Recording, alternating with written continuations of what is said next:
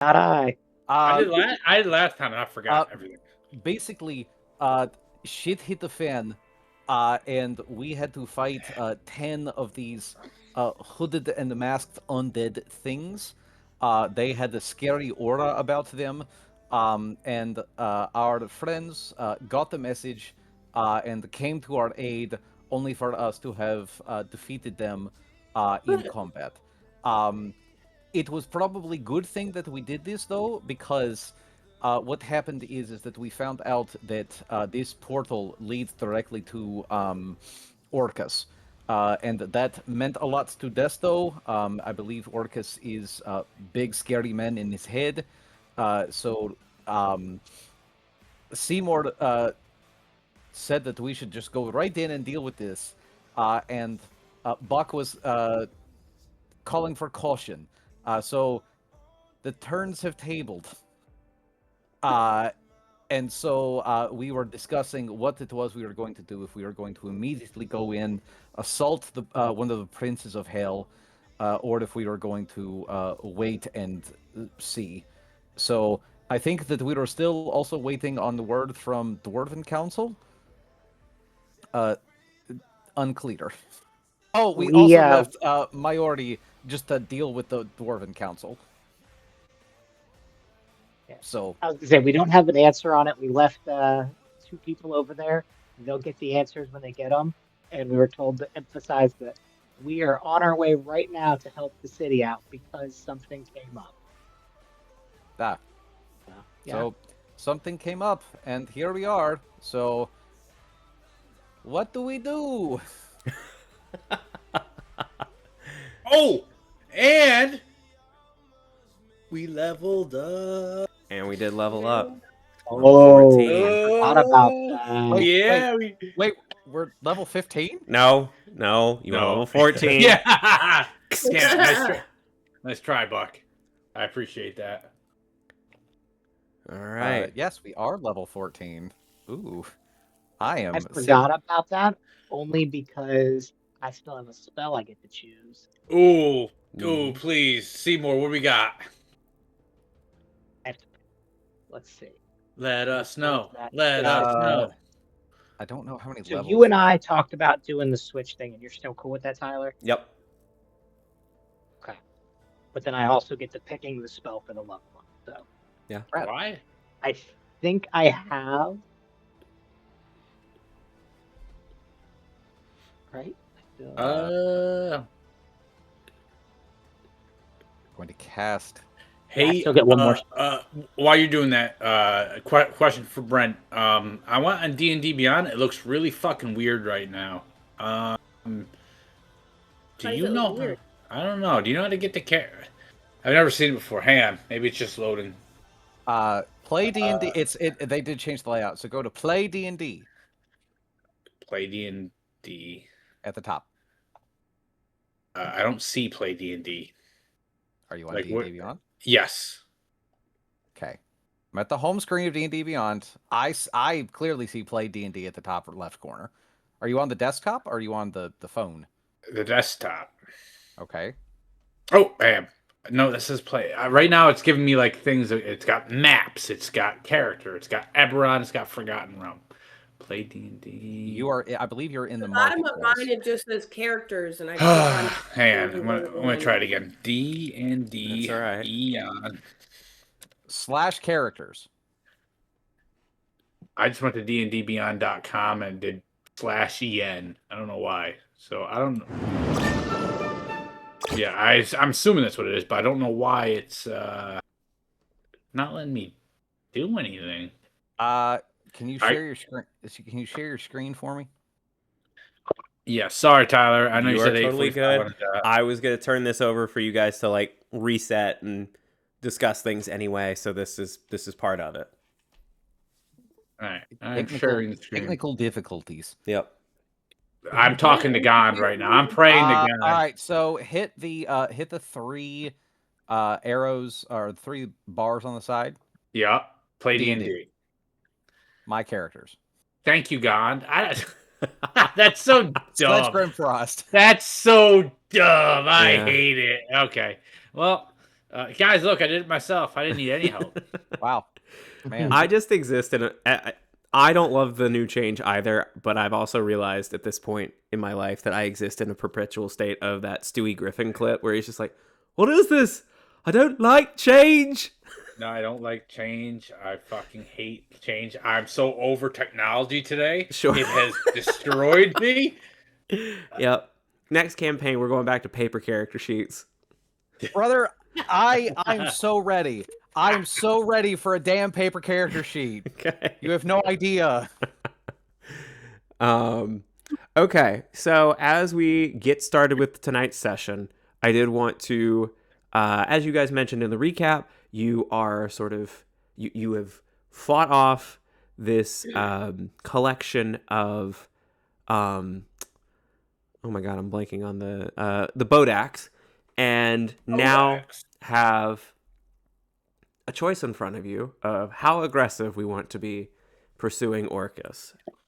So, as the party looks around the carnage that they have wrought, they level up. They feel a bit better. I think I did say that we were gonna go ahead and give you guys the like long rest version of a level up. Does that sound familiar?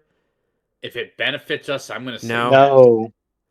I thought you said short rest, but Oh, that's right. No, my I'm not trying to my fuck bad. it. You're right. You, Yes. you absolutely. I'm not trying to said- fuck the party No, over. no, No, I appreciate we're that. trying to get because of precedence. We've done precedence, and that's it takes over. Short rest. I have expended every one of my dice to heal up. Sure. Because I was on death's door. I need a cookie, Buck. So, I will say that yes, if anybody needs one, whoever are you at full hit points, Sledge? Let me double check. And actually hold off on that group decision. I'm -4. So roll a d8. Oh. and then I'm to start the session. Oh, wow. As you guys kind of catch up on some of the clerical stuff, pun intended, that you guys can have a discussion on how each of you guys are feeling, what you want to do. If you got any questions for me as the DM or character stuff like roleplay, we can do that. But we're kind of opening previous to where we were, and I know there's going to be some like jogging of, okay, well, wait, what was the discussion? Whatever. So, take it away. Well, you pulled me from my first real political opportunity for nothing. Stares down at bodies of these hooded undead figures.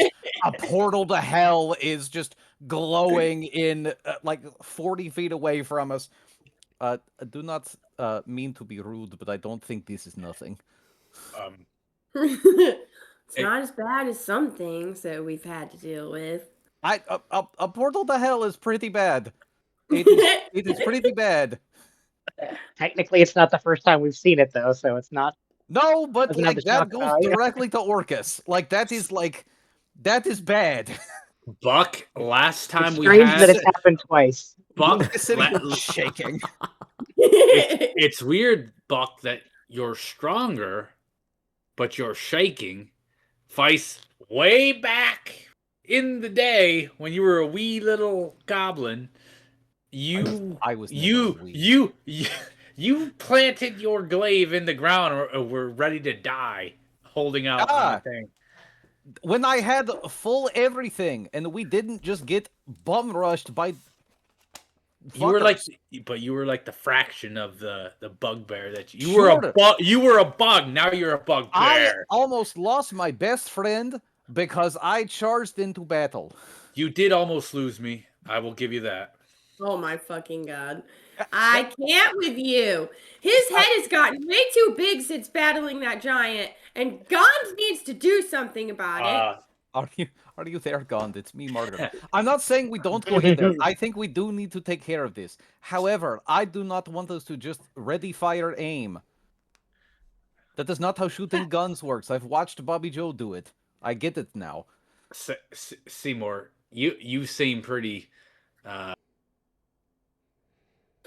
assertive in your stance of heading forward and hitting this thing head on. Yeah. And we kind of all agree we need to do this in order to pull sway on the city, right? Yeah. Okay, so we're going to see this all the way through, and we're as a group dead set on that, correct?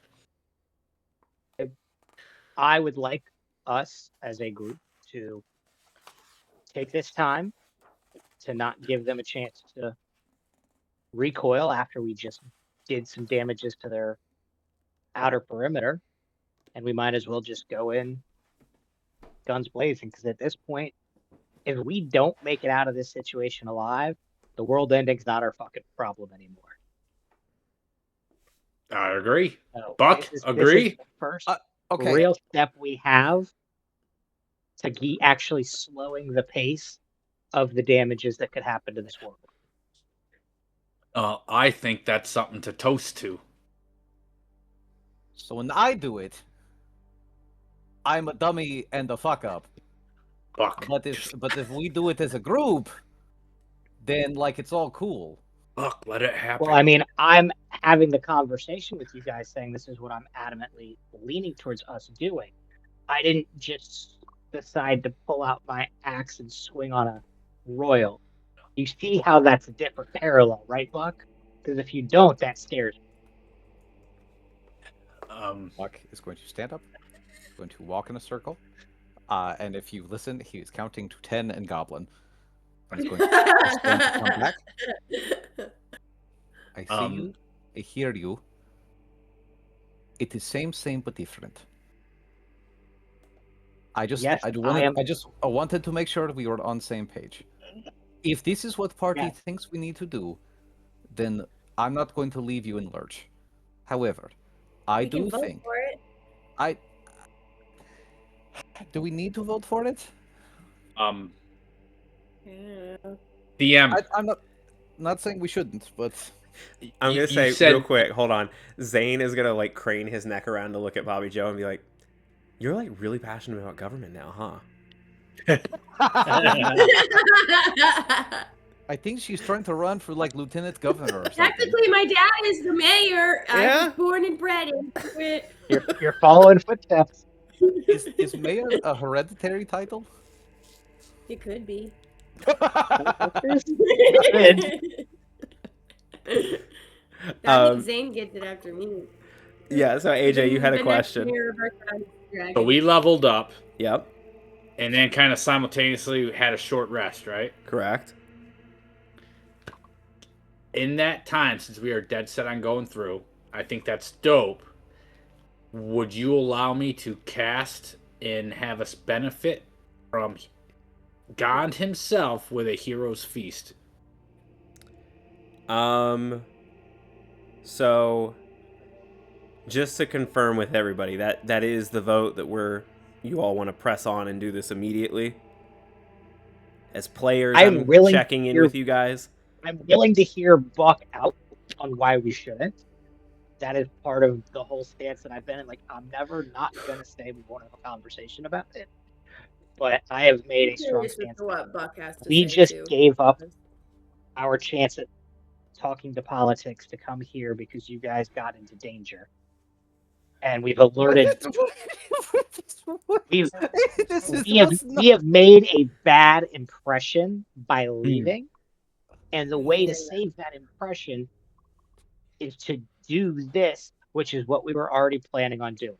Or we go to council, show them, hey, here is bodies of undead things. There is portal to hell.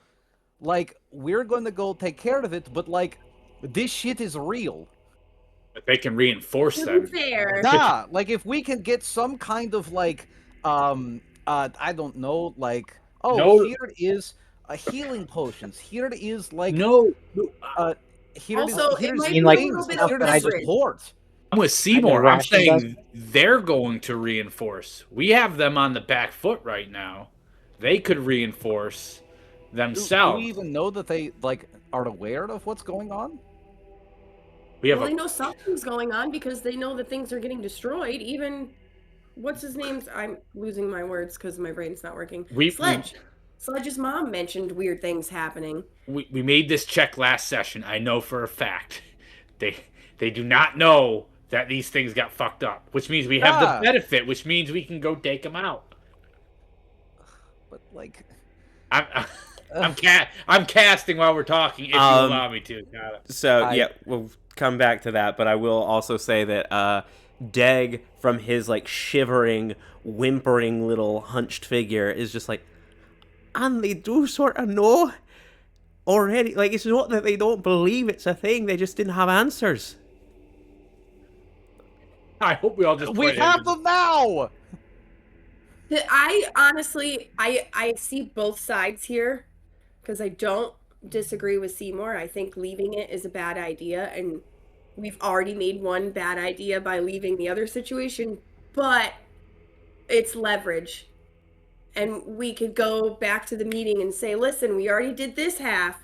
We can do the other half, but we need your help with this. That is what I was saying. I don't really want to die. Can I throw that out there? I know I'm... Shut the fuck up, you little... Deck, actions have consequences, and you did not make a wise choice. So, we will do what we can, but you will throw yourselves at the mercy of the council, because you are going to just throw them to the wolves. You're going to tell them exactly what you did. The best thing for you to do is to come clean completely and give every bit of information you'll know. Because if you're more forthcoming and tell them, like, hey, like, I was, like, kind of manipulated and controlled into these, like, more powerful people than you have been seduced by a prince of hell. Like, so that's nothing to be ashamed of. Okay, but it does feel like I'm being shamed. Well, you should be shamed. You're getting a little bit. So which is it? You are a little bit. It like, you should not be ashamed of doing your thing. What I am shaming you for. I am shaming you for keeping it quiet. I am shaming you for pissing your pants and not helping us out with the fucking boat axe. That too. Your cousin, you can do this. You couldn't give us a guidance or something? Huh? That never crossed your mind? Didn't learn that in your little religion? Auntie is gonna hear about this. Better believe it. All right. Before we degrade this man any further, how is Desto looking, by the way?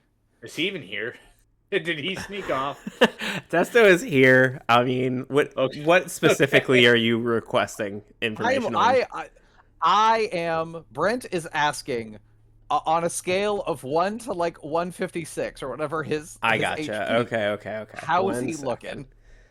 I will have to, see if he did any sort of short resting before he logged off last session. I doubt he did, and I doubt he even leveled up his character. He's going to be home in 15 minutes, so if we can buy him time for that. I'm in the wrong page. He's not a character of mine. I need a campaign. That's part of why Buck was arguing. Well. Do not. That is... Come on, Mr. Smith. You got to filibuster a little bit longer than that. Well, you see... I think he is at are too high. 56 out of 106 currently. Great. Let's see, what's his short rest situation? He has used half of his hit dice, it looks like. Is he level 14? He'll be fine. He is level 14. No, so I think he used half to get him to where he is now. Well, use the other half. You need it. 1, 2, 3, 4, 5, like 6, you said, 7. he's 15 minutes, he'll get home, but I think that should be the high recommendation there. Yeah. All right. Just so everyone... Please don't do you shit when you're dead, so... Oh! Perfect timing. Oh? That wasn't 15 minutes. It wasn't 15 minutes. He's coming to us from the car, maybe? Is he on? Is he here? Oh! No, guys. Destin's not here. It's just Val. He's mobile. Yeah, sorry guys. All right, you all want to fill Jimmy in on what's going on? Yeah, we're trying to decide whether we go fuck up Orcus or not. I think this is a great part of you. Like, what do you want to do, Desto? Because I feel like you have a big say in it. Do we have them on the took out, like, let's say their scout party or whatever, or their little recon patrol, do we push the issue in the temple, where some of us believe we could have them on the back foot, or do we go get the council, possibly reinforce ourselves with dwarven allies if they want to help us, or do we say, fuck it, we don't want to give them time to reinforce? Or do you say fuck it, we ball? Yeah, fuck it, we ball. I'm a fan of fuck it, we ball. Hell yeah. Yeah. I think I would voice that very adamantly. Okay. Well, with that, Party up again. So, do we send your cousin to go to the council and show them where it's at and tell them, hey, And trust him, though? bring this and bring people while we start this? That way, it's a little bit of the best of both worlds, where we are starting the initiative, but we are not completely like foregoing possibly needing assistance. But I feel like if we just go back empty-handed, say, oh well, we kind of found the place, but like, you know, here's the thing: like, we said we were going to help you, but you're going to do that. There's 10 dead bodies. They've gone back into Earth. They're not there anymore. There might be 9 at this point, because I think Zane was hungry. They're gone. Wow. You see him rubbing like black soot off of his mouth, and he's like, that was disgusting. I took one bite. Turns out they're rotten. So, no. I'm good. I feel like he's Nibbler from Futurama. He's just like, Dag, can you do something? Can we entrust you with a mission? No. Redemption, Dag. It's redemption time. He looks at you guys with tears in his eyes and does not say anything. I'm going to need verbal confirmation, yes or no. I would take the responses of no. Great. Okay, so you are going to tell Dwarven Council of what we are doing. You are going to tell them exactly what you did, what happened here, what we are doing, and how you are making amends. This is what you are doing in order to stay in their good graces. So, what the dwarves choose to do is up to them. If they want to help, fantastic, great, they know where to find us. If they don't want to help, fantastic, great, they know where to find us. So, go do this for us, and go with God. Gond. Question above the table. Yeah. Is Zane staying behind? That's up to you. Great question. I think he stays with us. He's got to stay with you. Stays with us in the battle? Yeah, he's got to protect Mom. My only other suggestion would be, and this is up to the group, we can kind of talk about it, but we could leave Zane here to watch Dag and make sure he doesn't betray us. But then he's a dragon by himself, and did you show him yet to everybody? No. Okay, but he's not stupid. He knows how to hide. Is he gonna? He's Zane, not stupid. What do you trust more, Zane or Dag at this point? Zane, do you have a way of disguising yourself to look like something else? Zane is a teenager that just got his driver's license. Like a morphing ability. Let me roll through my mental stat sheet. Above the table, DM. Uh-huh. This is not something that all dragons can do, but some dragons can learn how to do this. So this is kind of up to you as the DM. I'm saying this as a rules lawyer who just had to do the exact same thing with another dragon on Sunday. Okay. By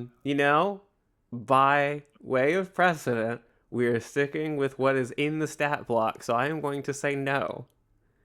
I was going to say, I don't think he does. All right, well, I guess we'll just take him with us so that he'll stay safe and hope that your cousin doesn't fucking betray us. I mean, if you want, just tell him to stick to the shadows. Now I just picture him, like, doing the Mission Impossible music like Kronk while he's following Dag. Yeah, I think it's about time he stepped into battle. We're going to bring him with us. Nice. Hell yeah. About time. He would have stepped into battle a long time ago if you let him. Yeah, it's Get true. him. Stop babying him. Fuck you. I don't blame her. He is a baby. This would have guys. So that above the table, this would affect Zane as well. If you allow it to happen, can I do Heroes Feast for us? We're gonna hold on that for a second. We're gonna say that you're casting it, but I would like to hold on that for just a second. Because how long does it take to cast? It says 10. It says 10 minutes to cast, Okay. which would be me prepping it. Yeah. But it says it takes an hour until it takes effect. Gotcha. Okay. Yeah, we're gonna hold that for a second. You cast a spell for 10 minutes, and then you spend an hour eating. Yeah. So, what we could have done, DM, to make that work is retroactively, like, having our short rest be that. That's why I was asking that. Yeah, I was asking. So, because that would count as like a short rest. So, I think this is where I'm gonna jump in, and say that as you are casting this, as the party is kind of like still debating on what's gonna happen, but seems to be edging towards a consensus, you will see a giant form appear in the middle of all of you. Great. Is it God? Are you about to go into fucking hell? Seriously? Wow, you guys, you know, I know we haven't always gotten along, everybody. Sledge, you and I are cool, obviously, but that's some cojones you got there. Do you have other suggestion? No, I just... Look, you all called my name, I was in the neighborhood, tried to figure out what was going on, then overheard the conversation, and now...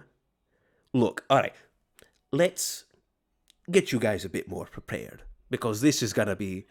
This is a lot. So, and then you'll just like... get whisked away, back to...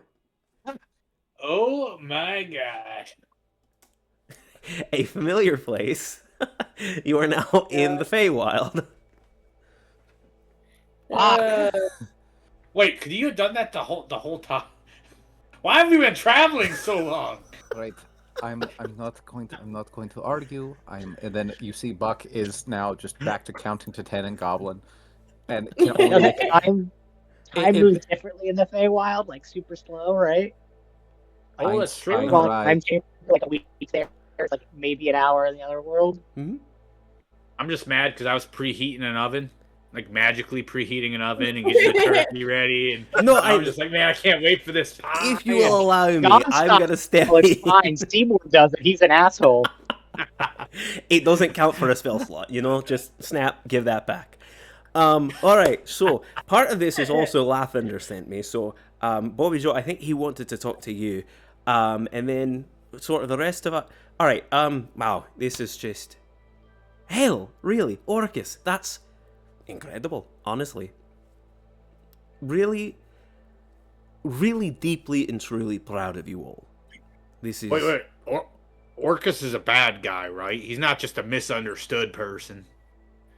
Like, we get the thumbs up from you to, like, go after him? Yeah, absolutely. Yeah. Oh, yeah. All right. Makes it easy. For just shits and giggles. I'm so sick of Shades of Grey. I mean, just want... to be fair, the thumbs up, I will say, is a bit more from Lathander. That's kind of his whole thing. My realm is like, yeah, sure, he's kind of cramping everybody's style. If you've got a creative way to deal with that, though, go off, King. So, right. Do we want to do gifts at the beginning or the end? The end of what? End. All right, cool. So, Bobby We Joe, call it a happy end. you nice. Bobby Joe, you could go talk to Lathander. Buck, I feel like you and I maybe need to clear the air a bit. Sledge, I'm gonna send you to the Force to I've got some things already set up for you. And then yeah, we'll get to all of this. But we'll just Bobby Joe, you are now teleported elsewhere into this like gleaming white gazebo. And Lathander is there, like looking out at the horizon, turns around and is like, yo, okay, devil shit, that's incredible, you're awesome. Yeah. I can't get over this. I guess. I don't know what I'm doing. Wait, hold on, what do you mean you don't know what you're doing? Well, I don't know what the fuck we're getting into. I'm just going with the group at this point. We team voted this.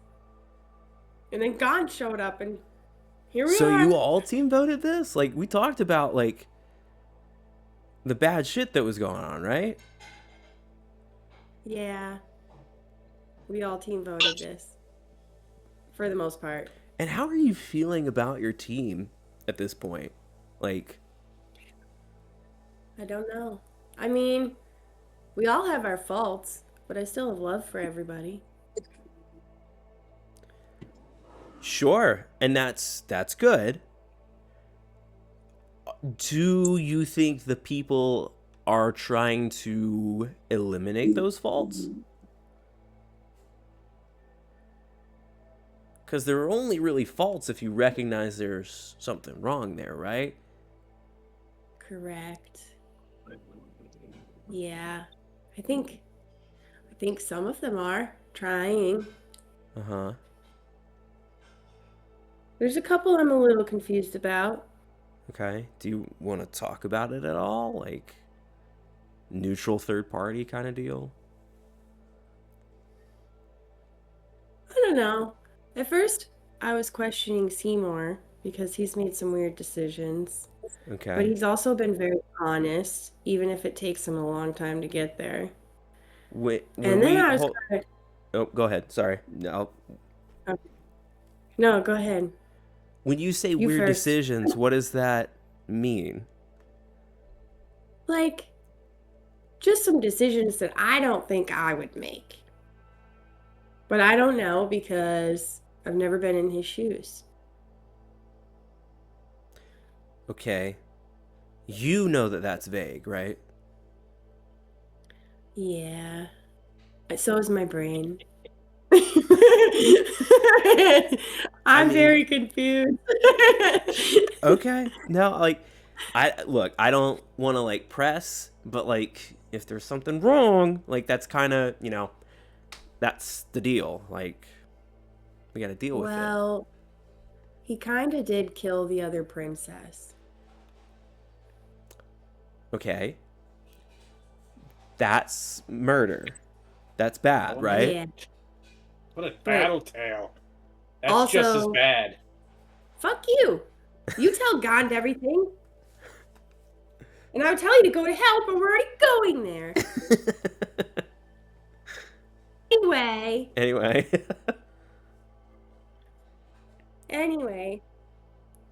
But he kind of did it because he really loves his mom, which that puts people in a weird position. It was save his mom or save the princess. Okay. Okay. I don't think I have all of the information either, which makes it very hard for me to make a full decision on that one. Uh-huh. But I tuck things away in the back of my mind. I keep them in the back of my mind for later dates and later decisions. So I know. Okay.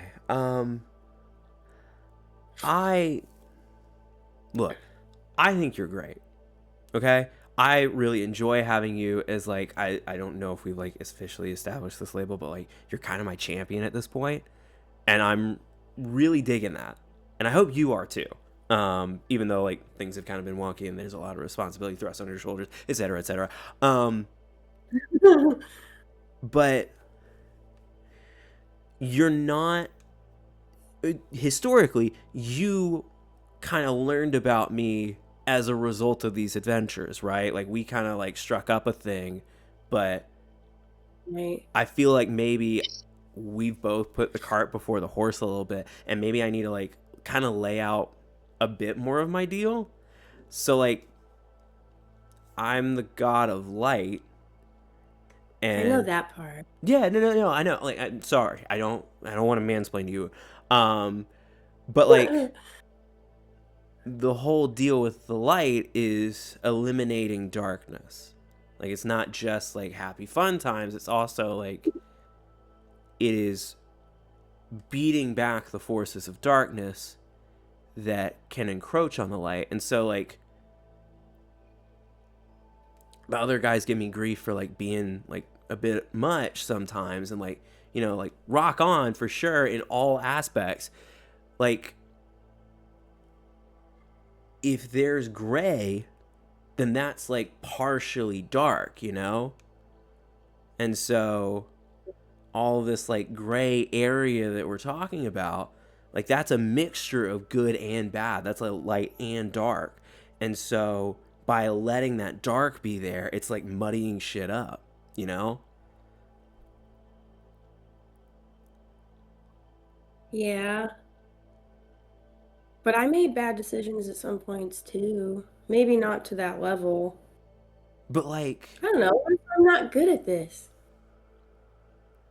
I mean, look, I'm not trying to make you feel bad about you, you know? Like, you're, I don't know. I felt like you like were trying to like be a better person, like trying to do the right thing, like taking care of people that are victims of bad stuff, you know?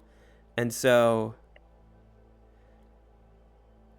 I don't know, like I'm trying to understand like why we're okay with murder. I mean, I'm not. I don't know. I'm not okay with murder, but technically I've murdered people too. Well, I don't know. Does that count? Because they're the darkness. Okay, so we may need to like hash out some of these details on like what exactly happened. And we're going to cut from this scene and go to Buck.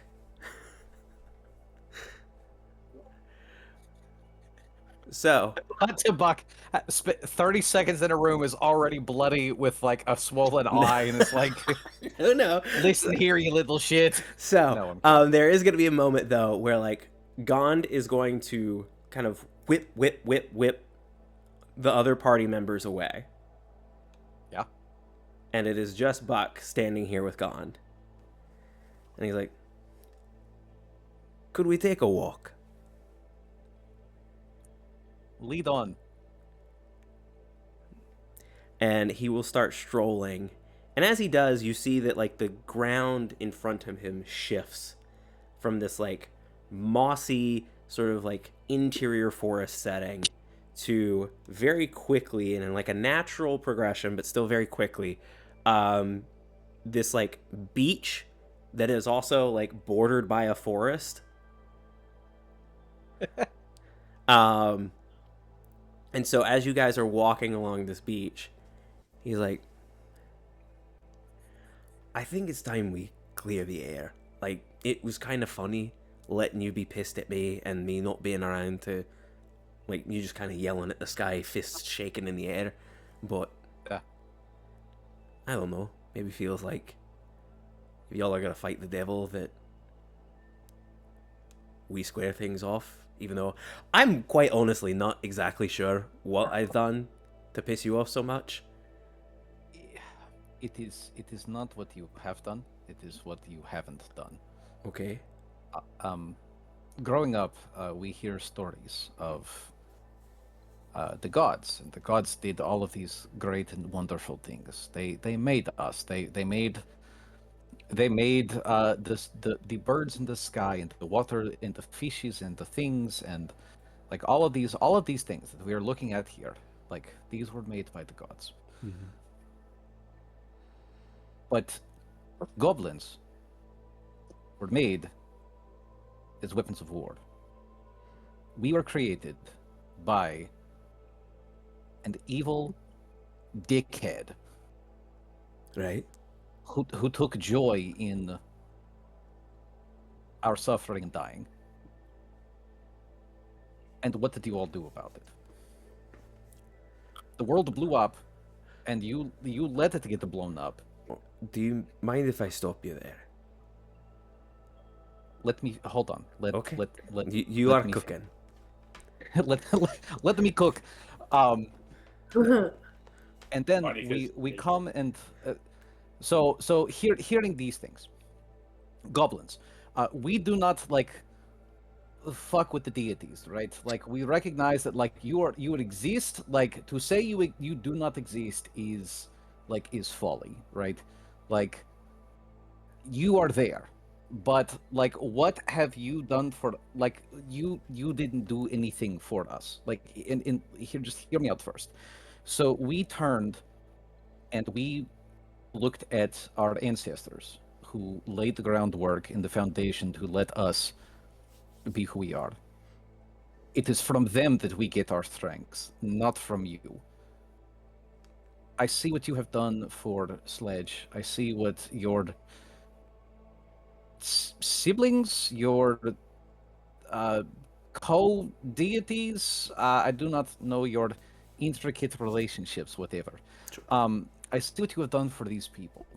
And I think that's great. Good for you, good for them. But still, I am seeing the world is fucked up, and we're the ones who are having to fix it. What I can't get past is you will intervene and take us to magical, happy fun land so that Sledge can cook us dinner, you can give us presents, and for us to storm the gates of hell. And yet you won't help a little goblin child who is lost in woods, who cried out to the gods in a moment of weakness and got no reply. I had to survive on my own and become protector of my family. And none of you were there. We didn't have a god to call our own, because ours abandoned us. So how do I know that you're not going to abandon us again? That you're not going to give us these presents and then fuck off to where you came from? So forgive me if I hold a grudge.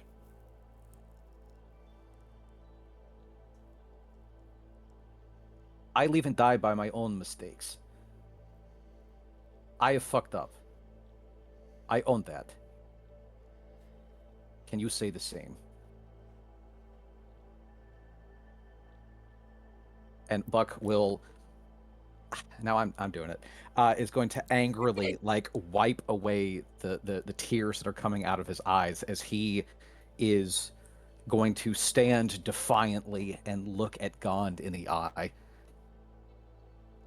having not looked away the entire time. Yeah, and I think as you get more spirited in telling Gond off, or at least communicating your feelings, there is a warm sea breeze that whips around you. Not punishing, but you feel the presence of something surround you. Both a little bit like there's some sand whipping up, but there's also like a warmth there. There's just, it is though the world around you is becoming more intense as you are.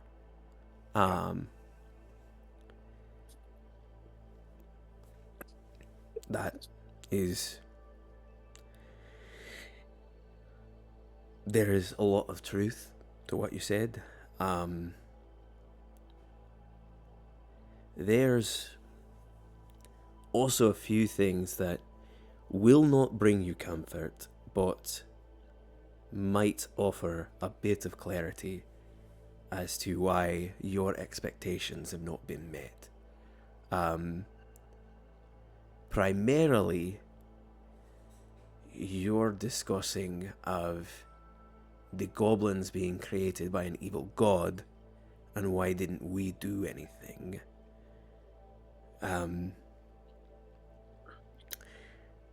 That's not us. Specifically, and you may have learned this in school, so I apologize if I'm reteaching you something, but there is a different pantheon of old Ammolia versus new Ammolia.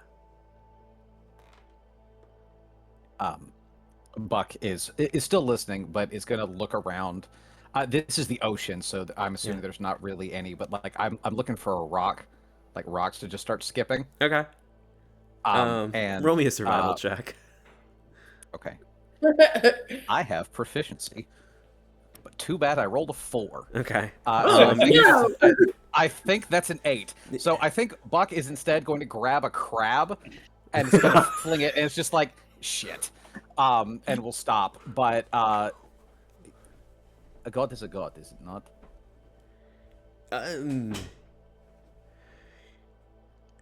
Sort of. There's a little. Oh, there. Bye, Sebastian. So there is a pretty distinct difference between old Ammolian gods and new Ammolian gods. The old gods were more divided by what they created, the certain sub-races of humanoids that worshipped them, and there was more distance because there was more power, right? So the gods did not intervene much, because when they did, it was world altering. They could pretty much reshape things so long as they had been called properly.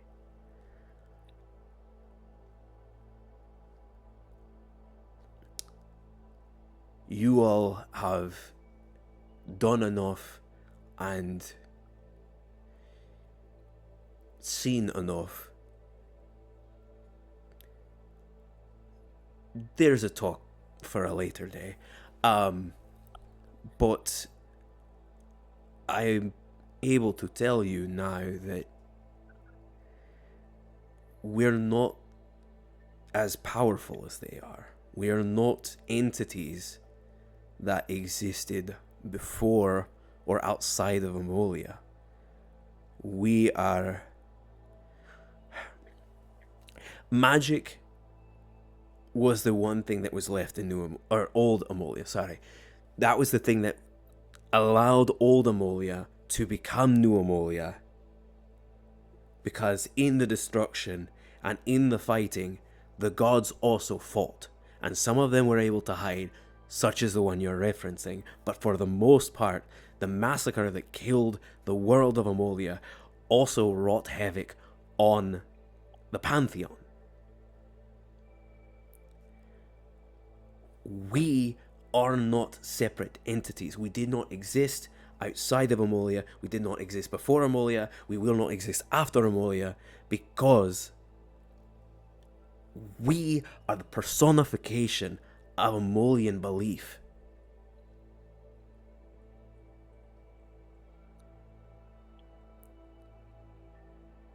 I represent the creative spirit of Ammolia. I am not a tangible thing other than the way that magic has allowed me some form of corporealness to present myself as something other than woo creative spirit. Buck will, like, not aggressively, but it's just gonna, like, poke him. I mean, yeah, you can poke me. It will feel like something. I'm not saying, like... But I exist because Ammolians have creativity. I do not exist to provide them that creativity.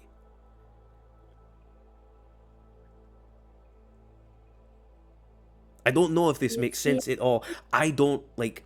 But this is just what I was born into. This is what I This is my existence. This is all of our, like, the Pantheon's existence at this point is existing as representations of ideals that all humanoids carry within them. Right? The desire for good and for evil, the desire for creativity and order, chaos and order, the desire to connect with the natural world and also the magical world. These desires, these feelings, these ideals, that is where we come from. And so the idea of us coming to the world and fighting against phoenixes that are beings that existed before we even technically existed, we're not that kind of god. And yet we are supposed to fight things that existed before our world existed. I'm trying to help you, Buck. It could have been anybody. Like, he says that, but there's not as much conviction in his voice. It's like a little kid, and it's just like, oh, well, like knowing that you've made a good point, but it's like he's still trying to be a little bit. Yep. Looks back for another rock. So now specifically, so he doesn't have to make eye contact. Yeah. I know it's a lot to take on, and I know that it's not anything that you all asked for. Sometimes it's just random. And you don't have to do it. You could walk away, but you know as well as I do, if you walk away, who's gonna do it? There are some things that are done because there's only one person that can do them.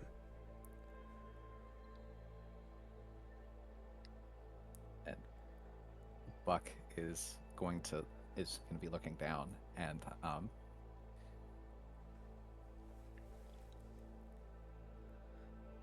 am I supposed to protect my friends from that?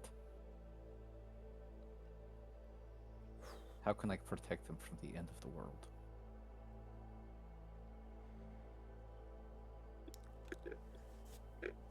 This is kind of a dick move, but as the DM, we are going to cut away from this scene.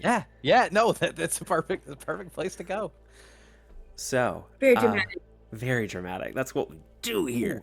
Man, God damn, Tyler. Oh, did I get a tear? You got more than one. All right. All right. So we are now going to go to Seymour. Seymour, you are whisked away, and you see in front of you a hedge maze.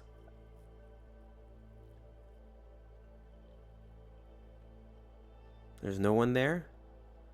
It's just the entrance of a hedge maze. But you can see it extending for acres in front of you.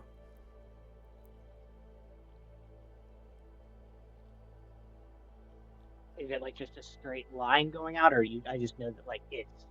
No, you can see like you can step in a few feet, and then there's branching paths left and right, and you can kind of like, you can see all the hedges are not cut equally, and so you can see some like outcroppings of different pathways, and you imagine that the entire hedge, like it's just an ever expanding maze.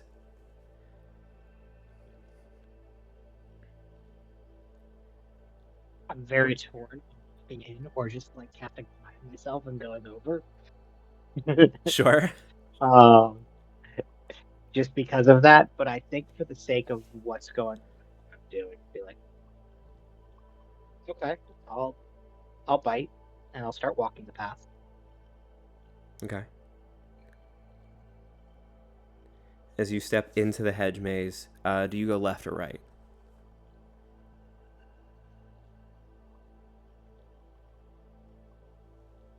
We get a coin.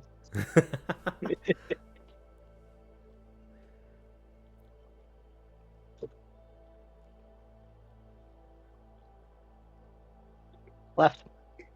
Okay. You go left. You take a few. You walk forward a few feet, and then you hear this like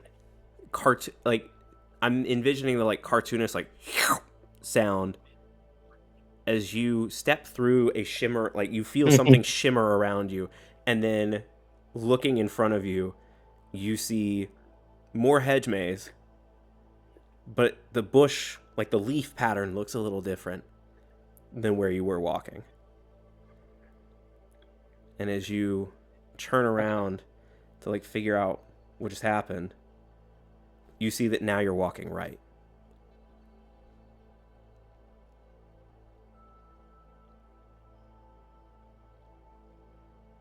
I have to ask a DM question. Sure. Is this a puzzle I should be trying to figure out? No. Like, is this like Sabrina's gym in Pokemon where you have to like remember the corners No, to this get is left, not. right? No, this is just some mindfuck Okay. stuff. So you actually, I'm gonna say Seymour asked like, "What's the game here? What's the puzzle?" Yeah, And 100%. I even say that out loud. Like, okay, what's the goal here, guys? What are we doing? and then you will feel yourself drop as though through a trap door, and then you will land in what looks to be the same spot of grass that you were standing in, but now there is no longer hedge maze, and there is Lyra standing in front of you. As I see her, I like take a bow and go. The tricks, of course. I should have expected it. It's been a long time since we've caught up, huh? You forgot about the tricks.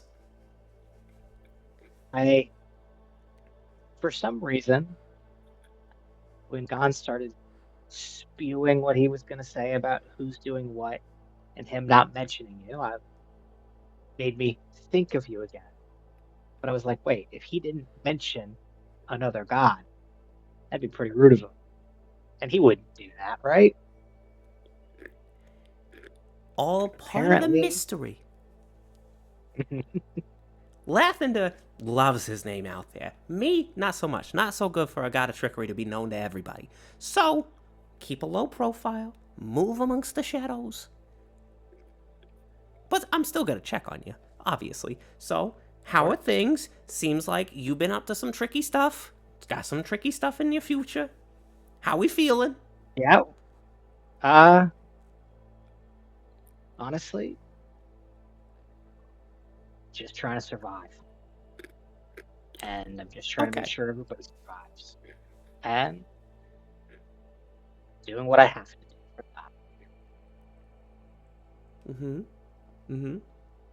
that. We talked about trying to have more fun and trying to enjoy making the fun decisions and letting go and playing into it. But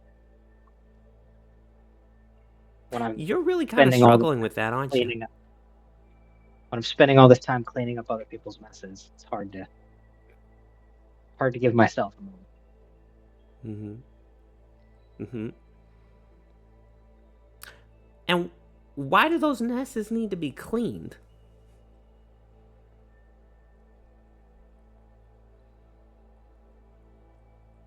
Like, there's dirt on the ground in front of you. You're not going to sweep that up, right?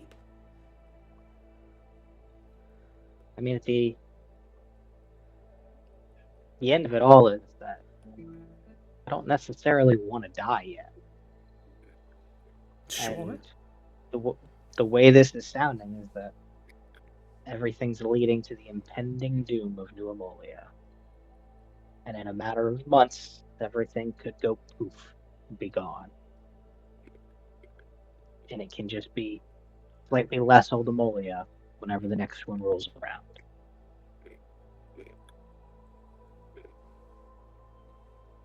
So there's a little self-preservation in there for if I ever want to have fun, there's got to be a place to have fun at. Okay, fair enough. That's true.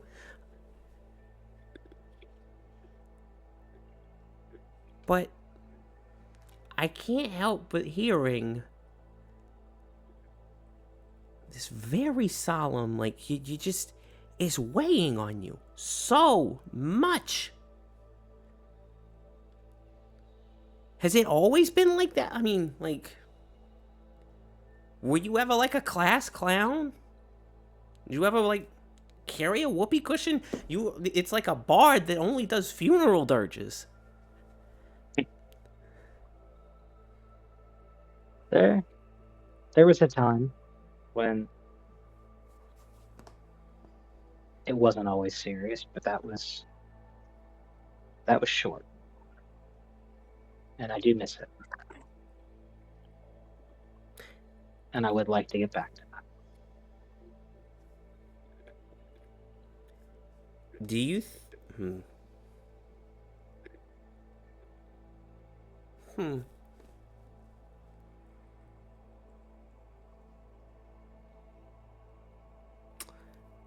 And what would that look like? And you see that she'll like have. You guys were like just standing looking at each other, but she's now like wandered to be facing the direction that you're facing. And she's like put an arm around your shoulder. Mm-hmm. It's like, what are we looking at in the distance? Yeah.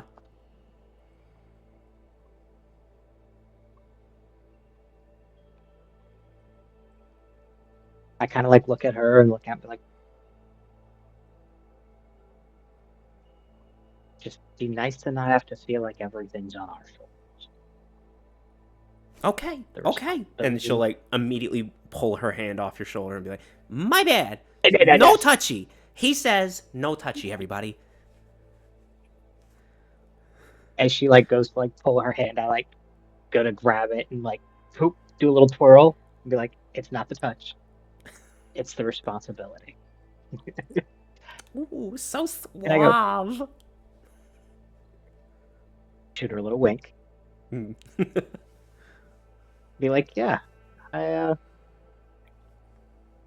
do miss having fun. I do miss being able to be lighthearted about all of it, but I feel like I'm being depended on right now. Okay, no. We're getting off track. Go back to either when you were happy or how you imagine being not so this. What does that look like? Paint the picture.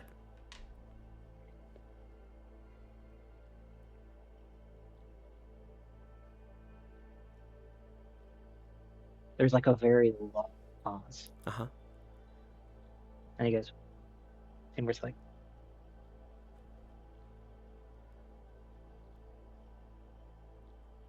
there's music involved. Okay, great. This is a start. The bard has said there is music when he's happy. What kind of music?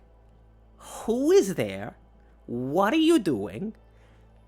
Put me in a performance.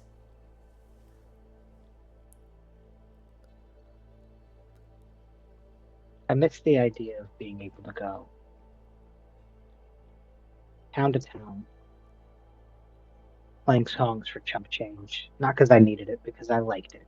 Okay, as you say this, you will see immediately forming around you a wooden, aged tavern stage, and you will see in front of you a musty, some podunk small town somewhere, dimly lit, rough-hewn wooden tables, various farmers just there for the strongest ale the region can offer, huddled in the back, and at your feet are a few coins. And as you continue describing this, and I'll give you back the talking stick in a second, but I do want to set that as you're continuing to describe this, every like 5 to 10 seconds, it's a different tavern. General template's still the same, but it's different. You are cycling villagers out. You are cycling the lighting out. Some taverns are better lit than others. You hear waves crashing at one. You hear owls hooting in another. You hear just like you feel snowfall pushing against your face in one. But yeah, just kind of like.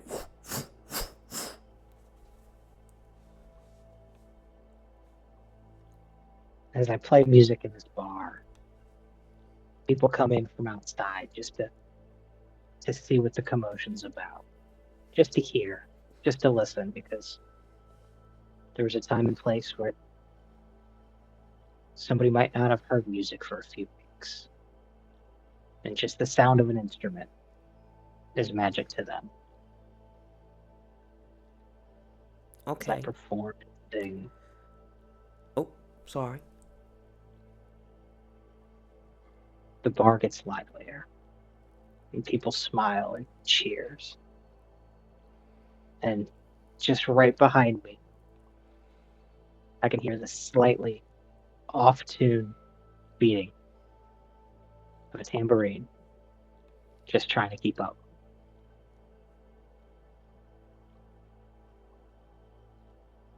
Okay. And I like look back over my shoulder, and I kind of look and picture Buck, Oh, right. Okay, Buck. like he Bang was him in to like. on the first, it's a callback to a memory on the very first time Buck and I did a stage performance and being like, he was there and just doing that, like Yeah. going around smiling at people, like Buck, trying to have fun. much fewer scars, and a bit standing a bit taller with a big grin on his face. A lot more light in the eyes for both of us. And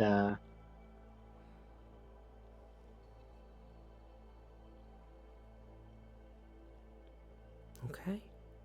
I didn't know if you were jumping in there. No, sorry. All right. Okay. So we're traveling around, which is kind of what you're already doing with Buck. Also, what you're already doing. It sounds like you're just not playing music.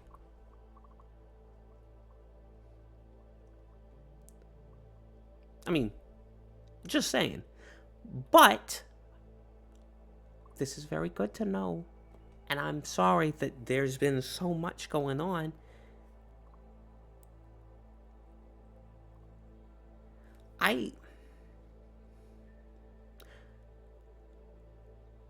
I feel like I kind of maybe have been giving you bad advice for what's going on with you.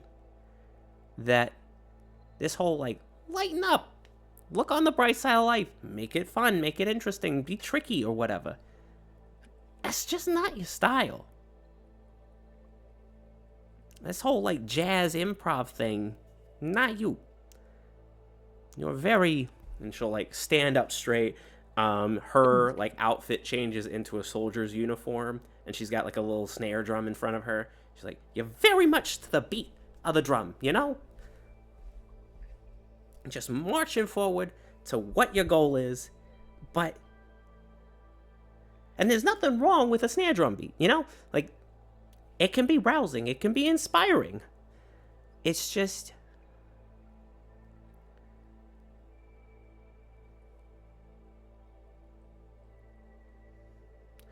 I don't know. Like, I'm wondering if I gotta tell you to trick yourself into not seeing. I don't know. Like,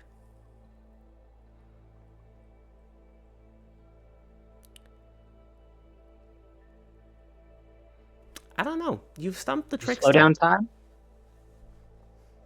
Can you slow down time? Can I slow down time? I feel like if I didn't have the countdown clock in my head for every little thing, it'd be easier to stop and smell the roses.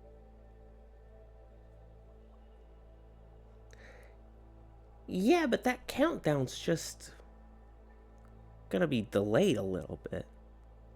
It never stops.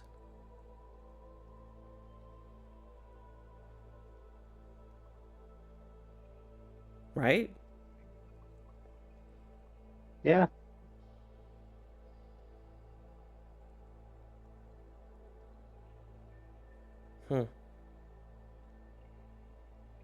So I guess what you're saying is make the most of those hours. I don't know what I'm saying. And we are going to cut from this scene as we will jump over to Desto. He's in trouble. Who am I gonna see? So, Desto, you are actually pushed into a spot that kind of you see in front of you are two what's the way I can describe these? You are whisked into a dense forest. And you are on a pathway. There's not anything like it is dark in this forest, but it's not ominous. It's not evil. It's not scary. It's just lack of light, but there's still activity. There's nature around you. You can feel kind of the life coming off of the moss, the different lizards and birds flitting around.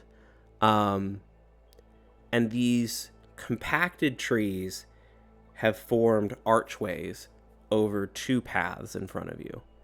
And one of them you see way off in the distance one of them you see there's fog, but you see a shadowy figure that looks familiar to you,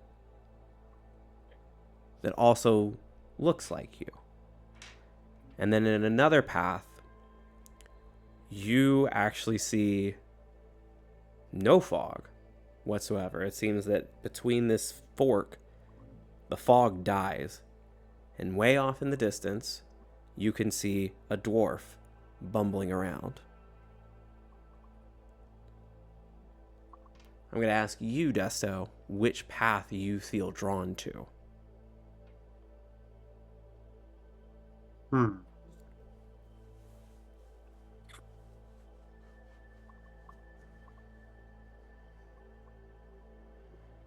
I would say I'm probably gonna.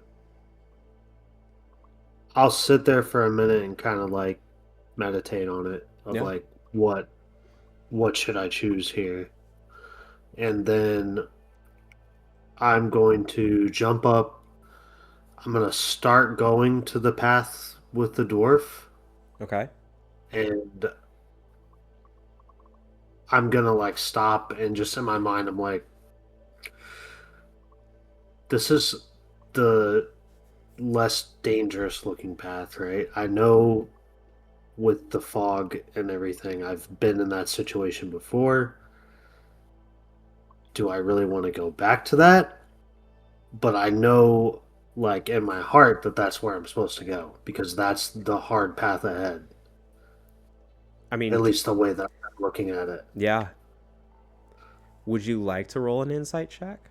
Or do you think that Desto has I'm going to roll an insight check just Okay. to kind of, see what we can get? yeah. Yeah. 22. Okay.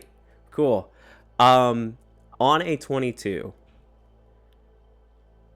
there is no danger in either of these paths. There's not one that's a gotcha and one that isn't. There is one that is familiar to you, even though it's shrouded by fog. You've been in that place before, and you know what level of comfort will come from that. Because it offers you a conversation with your father. The dwarf in front of you, to lay it out, is Dag. And you see someone in front of you that, and this is not me, like, either way you go, totally fine. This is not a value judgment, but I'm going to the characteristics of Dag at this moment are that he's scared because he doesn't know where he is. He's annoyed because it seems as though everyone has left him. And he's anxious. He's unsure of what to do in this moment and for the rest of his life. So, with a 22 insight, laying out your options in front of you, I guess the question as the DM that I'm asking you, Desto, is what level of certainty and peace and stillness do you believe Desto to possess? Because you know that if you do not pick the Dag path, there will still be opportunities for Dag, either through you or anyone else, to address him however you see fit. It is whether Desto, in the moment that he is at the threshold of hell, knowing what awaits him there, both in fear, the foe that awaits him, and also the stakes for him in particular to go to hell, to face off against Orcus. Has that rattled Desto enough that he needs to fly home for a moment? Or is this a moment that he can take someone else under his wing? There is no shame in either path. Well.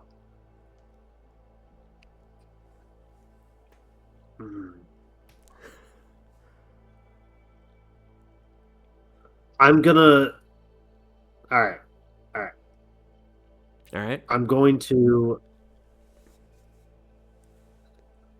I think this is very in my character, too. Mm-hmm. I'm going to start going towards the path with the shroud, so I'm gonna see him, like, see how unsure he is, like, he needs some wisdom right now. And then the selfish side of me is gonna hit, just like, fuck, like, I don't have the fucking energy for this right now. Okay. And I'm gonna start going the shadow and then the path of the fog, and just like probably 3 steps up, I'm just like, fuck. And I'm gonna turn around and just, I'm gonna go that way and just like take a deep breath. It's like, okay, he needs somebody right now. Okay. You know, clearly this is like being put in front of me for a specific reason. Yeah. As you take your couple of steps down the path towards your father, rethink, and ultimately turn away, looking to help someone else before, in this moment, finding some more peace for yourself, you will hear a whisper as you feel the fog blow away behind you that just says, "I'm proud of you." And as you continue down the path, as you growl in frustration at not getting what you want in this moment because you were doing something altruistic, you will see that... I would say when I hear that too, like, sorry to cut you off. No, but please do. When I hear that, it's going to just solidify more that, like, I'm making the right decision. And even though, like, it sucks because I want that, you know? It's your dad. I know that, like, I'm making the right choice, and I'm going to say, like, under my breath, like, you know, there's nothing that you're going to tell me that you haven't already told me before. So.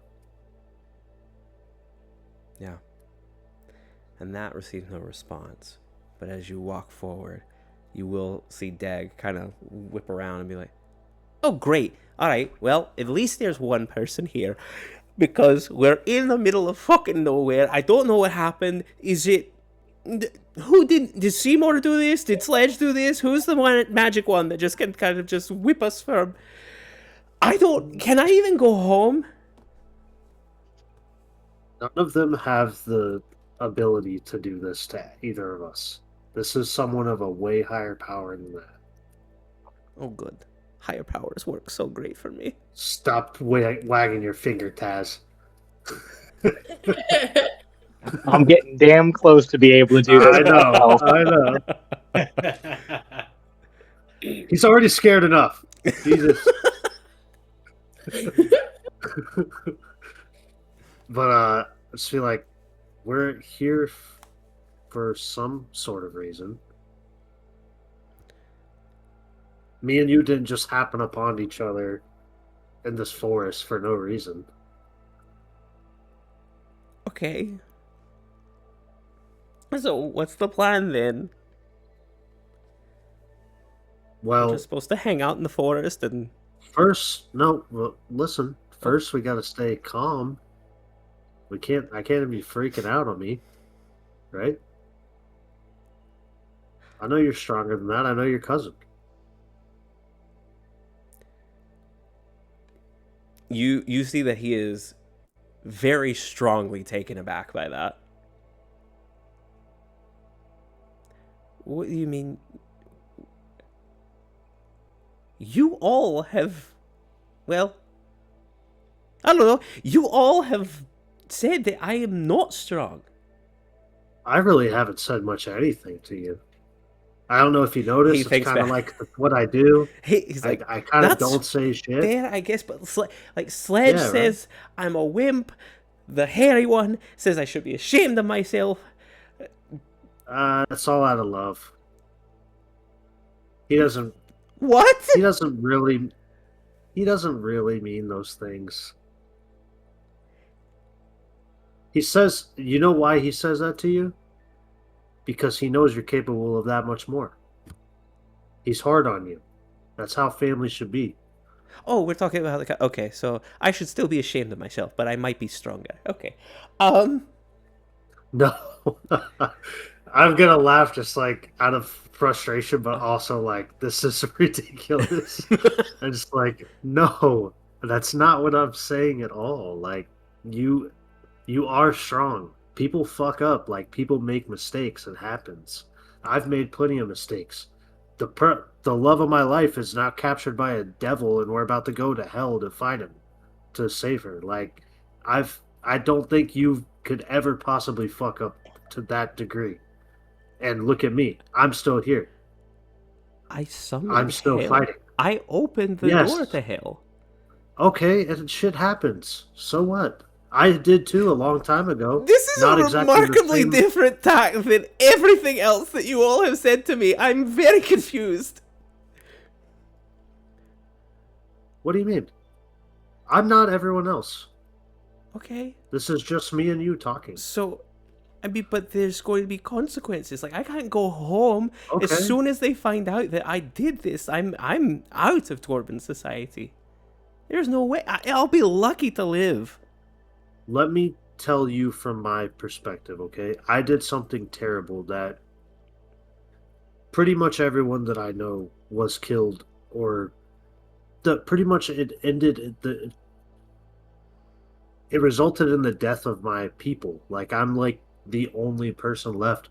I mean, you know, Kikri is like me too, but her soul is like in hell. I don't know. I don't even know what's gonna happen if I save her, you know?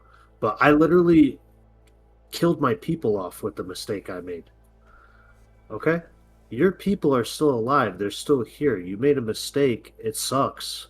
And yes, there's gonna be consequences. Of course there is. But if you run away now, which is what I did, you're gonna have to face the music eventually, and it's just gonna be worse, and it's gonna eat at you day after day after day. You could let it continue to eat at you, or just face the music, own up to what you did. Shit happens. And yes, it's going to suck at first, but in the future, you're going to grow stronger because of it, and you're going to be fine. Shit only lasts temporarily. I mean, obviously, besides, having your soul trapped in hell, that could probably last forever. Still beating myself up about that a little bit, but, point I'm making, okay? You see that you're starting to lose him a little bit. I'm gonna look at him just like, and I'm gonna like grab his shoulder, just like, This is why I don't talk a lot, because I ramble. Okay? Point I'm making. You are going to be just fine. You have to own up to what you did. You are strong. You made a mistake. People make mistakes. Is everyone you love giving you shit about it? Of course they are. That's what they're supposed to do. Sledge is giving you shit about it because There's he knows that you're better than that. You're stronger. You're capable of more. But You what if made a I'm mistake. not? I mean, I I know you're trying to help, and there is a part of it that does make sense to me, but like Sledge left, like that's part of the reason I'm in this mess is the Sledge left home. My brothers don't really care like that. I mean, it's an obligation for them. We Are you all, upset that he left home? I mean, You can tell me. I don't care. I'm not going to tell him. I missed my cousin, and I missed his dad. I missed my uncle. I missed the guys that could, like, sure, Sledge has always been a bit of a ball buster, but, like, my uncle always, like, figured out how to make it feel alright. It didn't matter what I did. And now it just feels like everybody's obsessed. I mean, I'm not disagreeing, but the idea of like this is what like this shit happens. No, like I made that happen. I'm responsible for that. That's what everybody keeps saying. I'm the one that opened the gate to hell. I'm going to have to face the consequences, and the consequences might be death, all because I didn't want any of this. I don't want First, any of this. the consequence is not going to be death, okay? You don't. Dwarves are very, very harsh with this sort of thing. Well, I mean, to be honest, I don't know shit about dwarves. Besides the, fat smelly one that is parties with me all the time. But anyway, if you're honest and you own up to what you did and you show, that you made a mistake, then it's in a higher power's hands. But you have to go back and face the music. Making the mistake was, the hardest part in this whole thing. You're gonna have to just go back and face the music, see what happens. But, sitting around crying to yourself and, feeling sorry for yourself isn't gonna help anything. You know? And I know I've done that for years now. Just sat around and cried and felt bad for myself and, was miserable, and that it doesn't help. It eats at you and eats at you and eats at you. And you're still young. I think. I don't know. How old are you? I don't even know how age works with dwarfs. You're young, right? I don't know. What do you mean you don't know how age works? Not with dwarves. I don't know how old you are. How old are you? 23. Yeah, you're young. 100 years old. You have your whole life ahead of you. But okay. But can I tell you something too? Sure. I miss my family every single day. So I understand, If my dad or, someone in my family had left when I was young, it would have hurt me too. So I understand that. And you've suffered a lot of loss in your family, and, that has an effect on somebody. It's not my, you know, future wife was murdered right in front of me. So I completely understand that. I instead of being a man, and moving forward from what happened, I felt guilt and thought that I could fix a situation like that wasn't fixable, and let my greed and my personal want get in the way of, actually facing the music and just moving on from what happened. And that's not what anybody would want for you. You know, you can't let, one mistake ruin your entire life. Especially not like this. You can own up to it. We're going to close the gate, okay? We're going to fix this. I think I just have one more question, which is, what does owning up do for me if I lose everything that I cared about fighting for in the first place? If I own up to this, and my family, and my friends, and my people all cast me out, then what's the point? It's not going to be easy.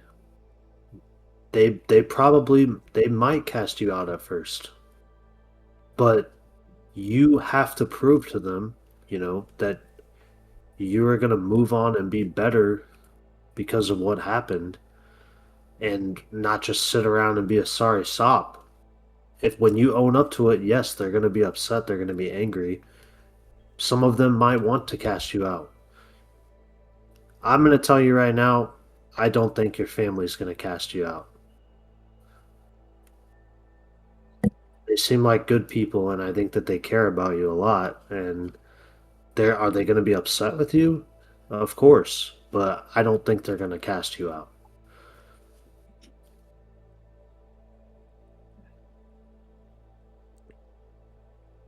Okay. All right. Thank you. Honestly, don't think me, think Gond. Because that guy knows what he's doing, I guess. Because he put us together in this situation. So. Funny. I didn't really take you for the religious type, but, you know.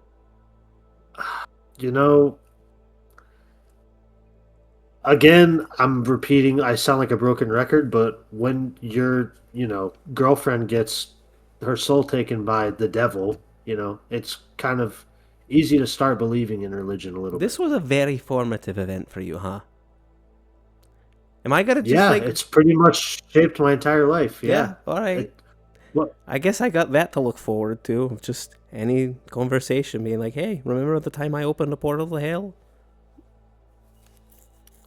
It's literally all that I'm working towards right now. I mean, besides evil princess and dragons and shit. Oh my. But to be honest, that stuff's kind of on, in my mind at least, on the back burner for me. This is what I literally have set out to do. So, and I'm gonna fight the devil, I guess. I don't know. I might not make it, but that's what I'm gonna do. Desto, I think you see the moment that Dag, like, everything clicks into place for Dag. Now, this is not like he's all cured of all of his anxieties and insecurities and whatever, but you see the way that he is looking at you as you're walking through the forest. You have been for some time. Once you started talking, you guys were just walking down the path, and he's walking beside you, looking at you as this person, or this Kenku, that more than anybody in the party, or really anybody else probably on New Ammolia, can relate to him. You have the closest analog to the experience that he just went through. You've lived it. You've done this. And seeing the purpose that it's given you, the drive that you have to make it better, to atone for your mistakes and recognize, own what you did, but as opposed to letting it drag you down, you have pulled that weight behind you to the point that it's no longer something that drags you back. It is now just a part of you. And there is a moment that he sees his potential future in you. That perhaps that this may be something I carry with me for my life, but there is still a path home. And you see that there's a moment of, okay, I need to figure out what's next. And right when that look passes over him, the two of you walk out of the forest, and we will cut now to AJ, to Sledge.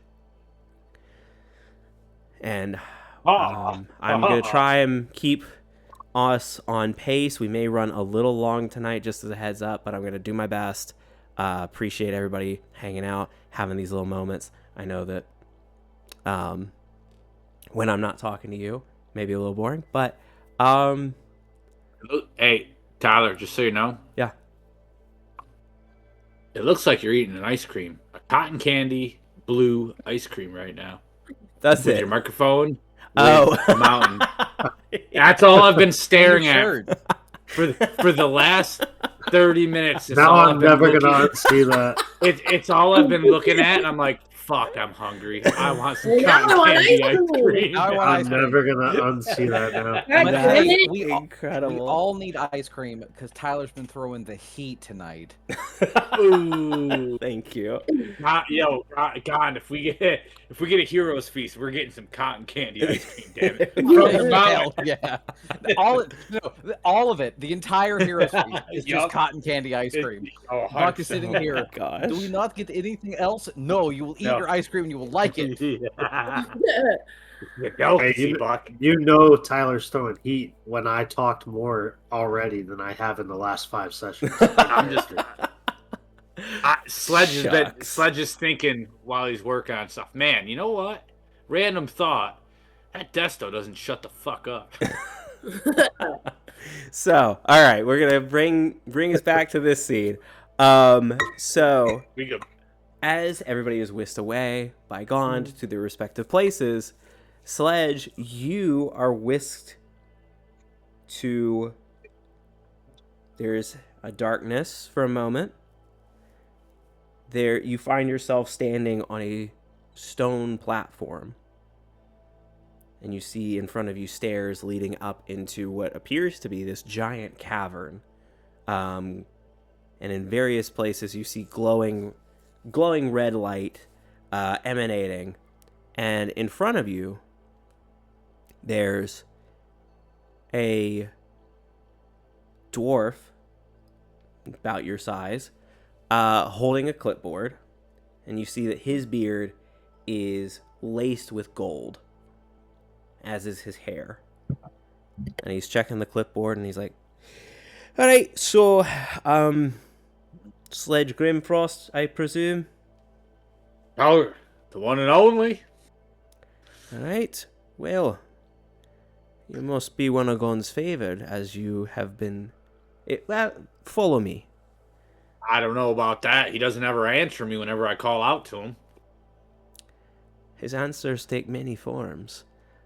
Follow me, and he will lead you up the stairs. And you will look as you approach the platform at the top of said stairs, look around, and you see that you, Sledge Grimfrost, are standing in Gon's forge. Oh, snap.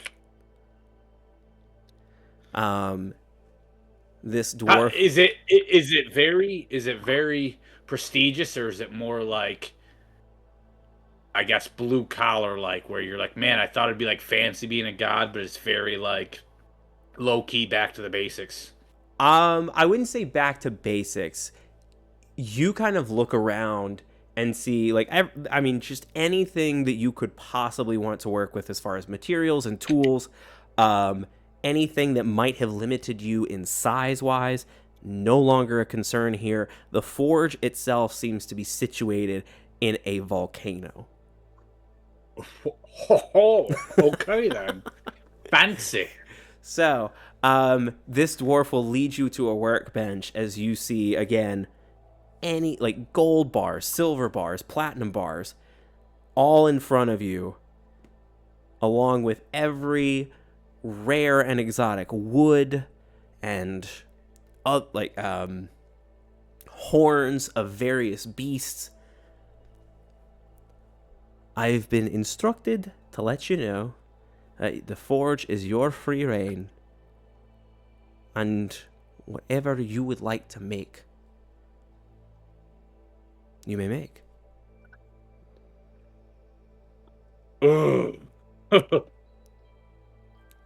Oh God! Why you gotta do that? Make me a new gun. What use is a gun without a bullet, Bobby Joe? You're stupid. Wow. Cool. I guess I'll go fuck myself. Oh God! I want to be selfish. I wish you did. Oh, you Okay. know what? All right, hand. Yeah, the I dwarf make with the anything. clipboard started to speak up, and then you were like, hold on. Hang. 1, 2, 3, 4, 5.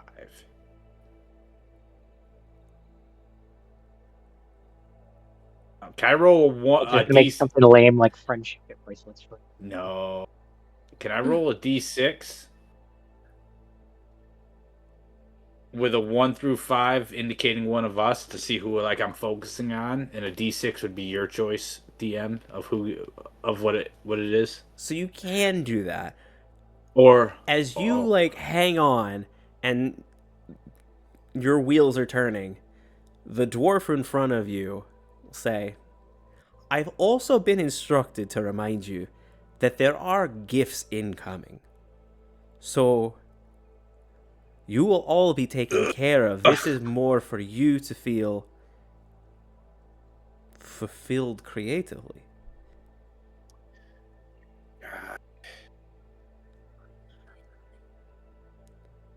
Now, if you would like to include gifts for your friends as a part of this, you just get time at the forge while they're having their different discussions or moments of discovery. And I'm gonna walk away because I'm just the quartermaster. So I guess holler if you need anything, but go nuts, young man. no.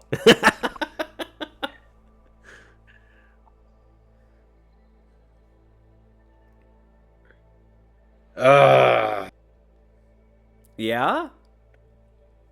I don't know. Hang on. I'm very mad at you. So, if you would like, AJ, Yep. we can say that you get started on a mystery project. We don't need to know what it is yet. I don't need you to tell me. We can figure that out. But I will go ahead and set something in motion because I feel like that'll be helpful for everybody. Is that you begin working on something. Sketch out a couple of different ideas, toss those pieces of paper to the side. That's not it. These ideas that you're having, they're good. They're things that you want to come back to someday. But you're in fucking Gon's Forge.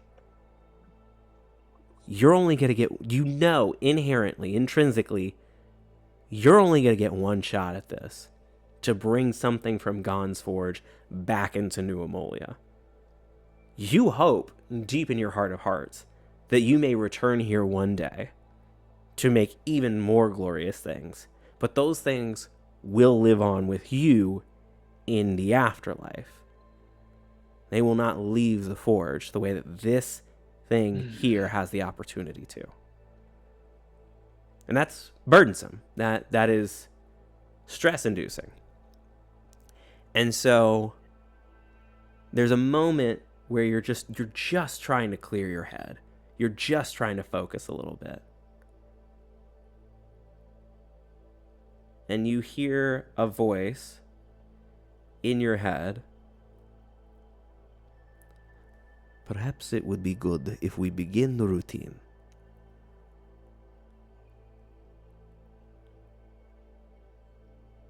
Recognize the voice? Or is it just like shoulder? You recognize the voice. It is many voices stacked on top of each other. But you recognize the one that's at the top of the stack, which is Buck's. Oh! This is him. Sorry, Brent, that I'm taking your character for a moment and Jaegering him. How dare you? In the Please continue. spirit realm. This is him prompting you to begin Krav Magoblin, the practices that you do every morning. I start working on my breathing, and I do the Krav Magoblin. I Buck, so very wise and smart, so smart. And he doesn't need that headpiece I made him. And you continue going through these forms, feeling every inch of your body.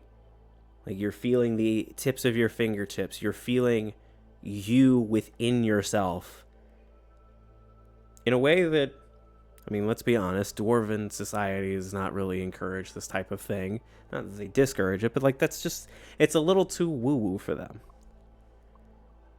But you've been exposed to the values and benefits of it. You've been practicing, even though it feels unnatural at the beginning.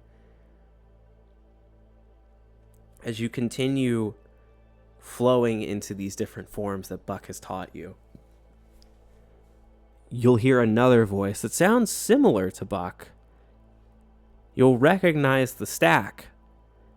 That Buck's voice will sort of be pushed back down, away from the top of the stack.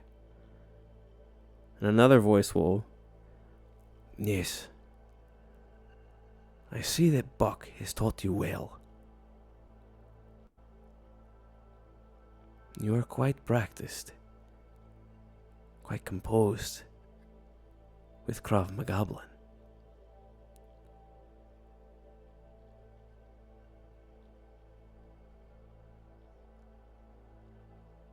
Do you believe you find stillness now? Sorry, that was Scottish. Do you believe you found stillness now? Man. Anyway, sorry, carry on. What voice was that? It's supposed to be Russian.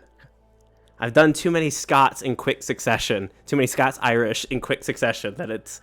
Get on my level. I know. I feel like I'm starting to rub off on Buck. We'll get him with a Dwarven accent. Do not worry about this.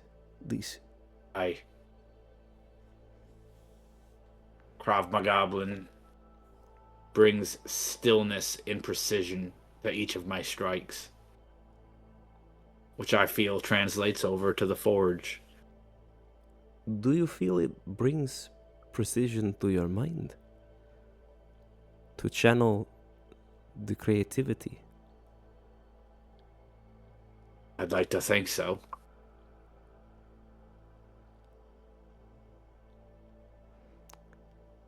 And where does it lead you?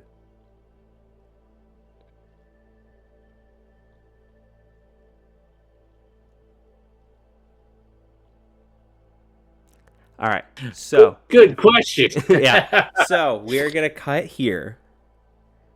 But Sledge, as you begin to work, there is one image that I want to leave you with, and between you and me, I'm sorry that I dropped that on you and didn't give you a little more of a heads up.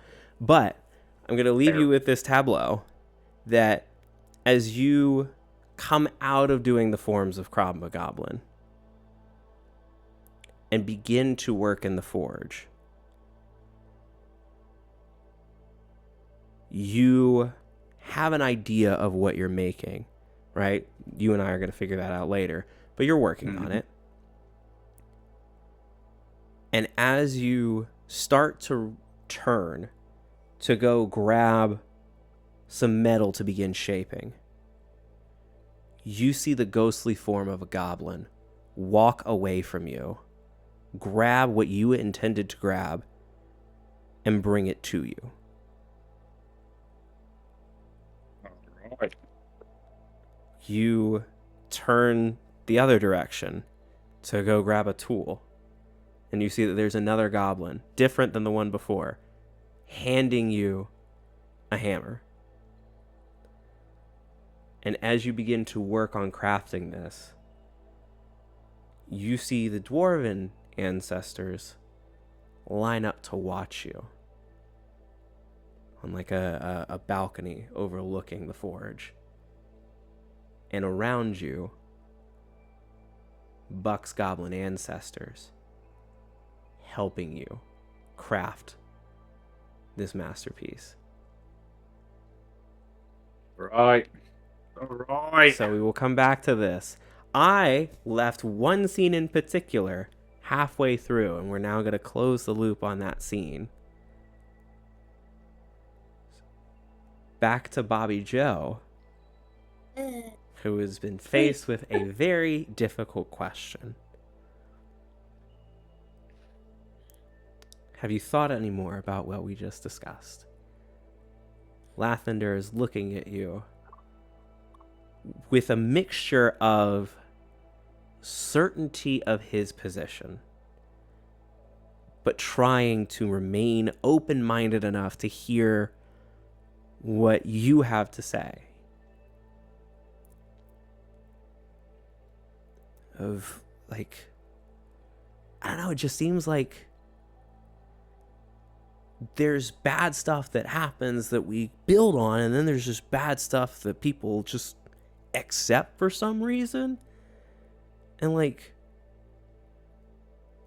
if you build on something, great, but if it's just junk that's there, it's just junk, you know? Like, trying to get rid of the junk, trying to get rid of darkness, like, because if you don't get rid of it, it just keeps getting bigger, it keeps creeping in. Yeah. I thought for a while about it. Above the table, a while was in between everybody else. Yeah. Yeah. I don't know. I feel like we all have light and dark in us, but then eventually we have to choose a side. And I think I know what you're asking me. And I think I know what I need to do, but I'm afraid that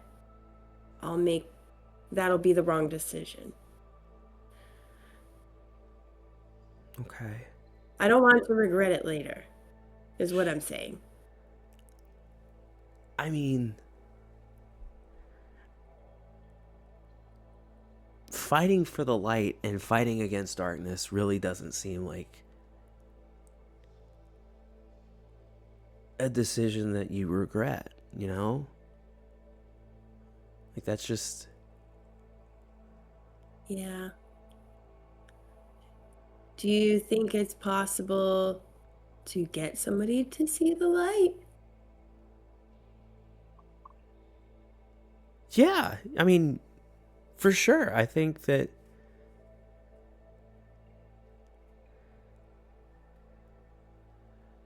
there's definitely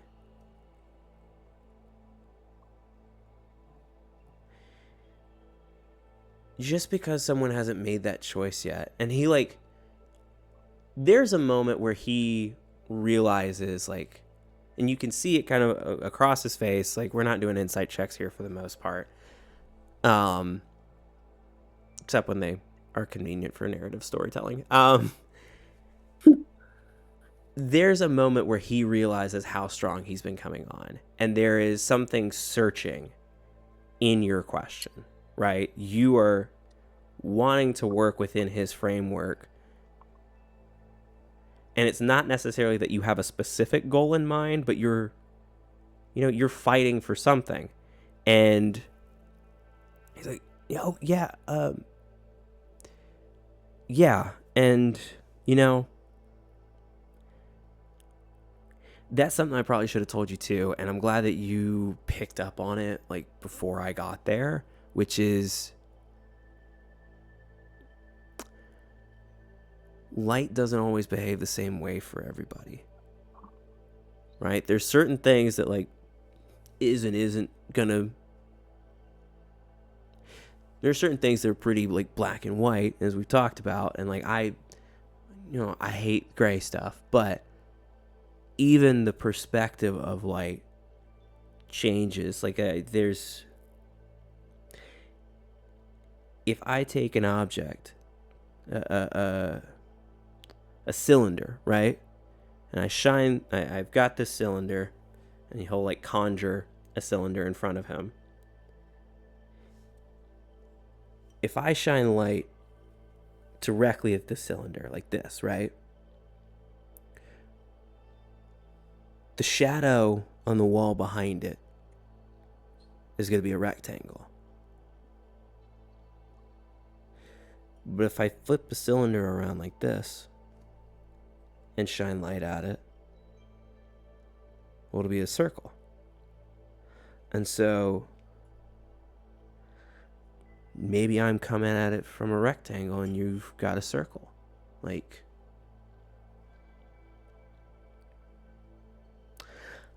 I don't know. I'm worried about you. I'm worried about you going into hell. I'm worried about that being a place where you're gonna feel it. You're gonna feel scared. You're gonna feel weighed down. You're gonna feel filled with doubt and anxious. Not because, like, you're scared people necessarily, but, like, that's just what that environment does to anybody that goes through there. And so when you guys are given opportunities that you might not otherwise have, right? Deals with the devil. Do you trust yourself and the people you're going with to make the right decisions? Because not just you. And it's a lot easier for us to talk about that now when I can be like, oh, like, deal with the devil, guy with horns, and obviously he's evil, but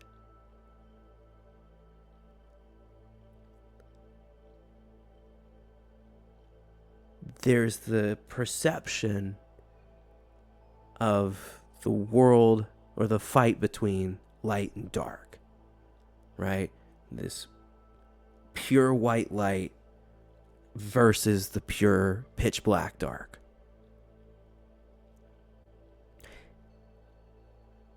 And sometimes that's the fight. But on a day-to-day basis, it's usually more light chasing shadows. Because the shadows have a little bit of dark in them. It's not completely dark. There is light in there. And so, by playing with that mixture, you can get lost in what is light and dark. And that's where devils live.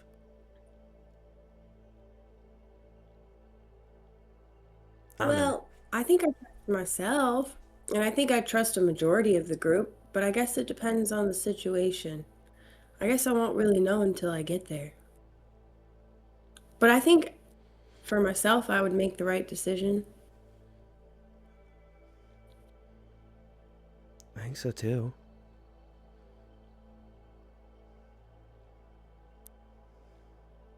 Oh, there's so many things I want to say above the table, and I can't. It'll spoil it.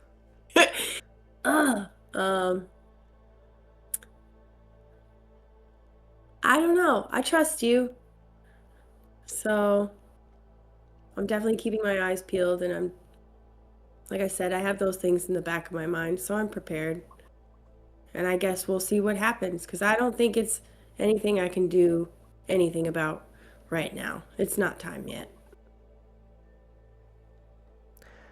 He will reach out and put a hand on your shoulder if you're amenable to that.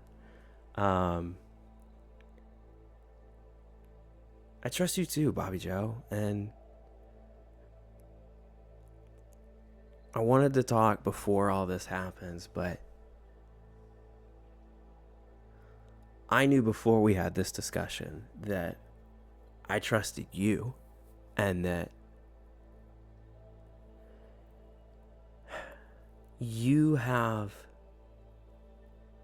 and he'll smile to himself. The fun thing about talking with you is that there's the stuff you know and the stuff you don't. Like, you know what light versus dark looks like. You know that that's a fight. You know that that's something to be aware of. But the fun thing about working with you is that you're not so studied in it that you know where everything's coming from in a good way. It's good that, like, you don't know the light that's coming from you, right? It's not just what you're bringing, like, to fight for the light. It's that you are the light, too.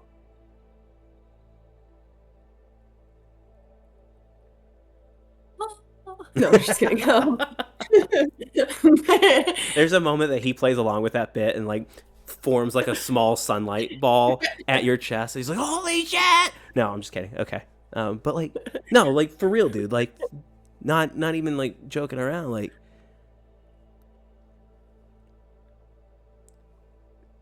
as wild as stuff has gotten for you guys, like, you've been pretty consistent about trying to make things better for the people that you care about. And I will stay consistent. And I guess after this talk, I'll try to be a little more confident. Sounds good. Sounds good to me. And with that... And then you'll just see... Oh, sorry. Nope, you go. I was going to say, you'll see Bobby Joe do, like, a little shake and be like, okay, now let's get all the feelings off. And as you're shaking, he's like, good luck. And you will... Buck will... Seymour... As you will all rejoin at the area that you started at. Buck still rubbing his eyes, pretending like he hasn't been crying.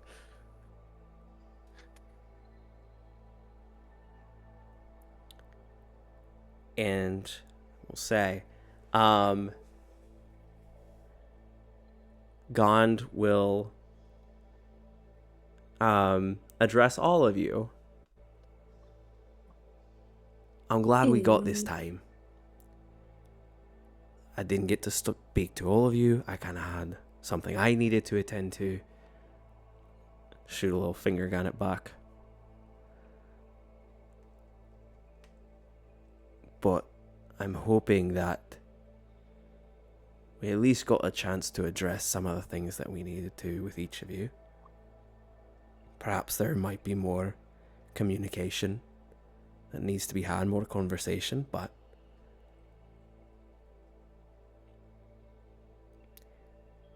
I did promise gifts. And so he will plop down a giant bag in front of you all.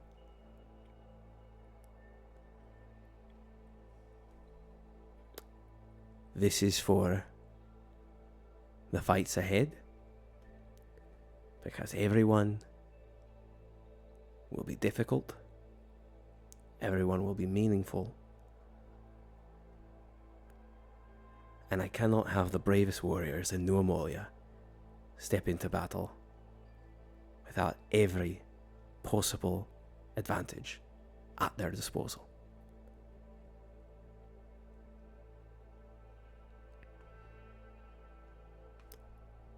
So, good luck to you. And there was also mention of a feast. So let's get you all filled up before we send you into battle. And he will gesture behind him as you see a long banquet table filled with every possible dish you could imagine. Woo! Rad. A lot of ice cream. Cotton candy ice cream. And in the center of the table, a giant bowl of cotton candy ice cream. Goddamn cotton candy ice cream. I love it. And I'm actually going to say that here is where we are going to end tonight's session. And picking up the next session, we will learn what is in the gift bag. I've got a plan for that. Don't worry. I'm not kicking that can because I don't know what's happening. But we will also learn the creation that Sledge walked out of the forge with. Fuck yeah. So, AJ, I'm giving you some time to create, to do some homework. If anybody has anything that they are in particular looking for, now's the time to take a shot in the dark and message me about it. See if it's in the gift bag. But, yeah. A blade dagger. Okay. Hey, this is a hero's feast, is it not, DM? This is what this is going to be. You guys are getting the benefit of a long rest. Okay. Everything is restored. All your hit dice go away.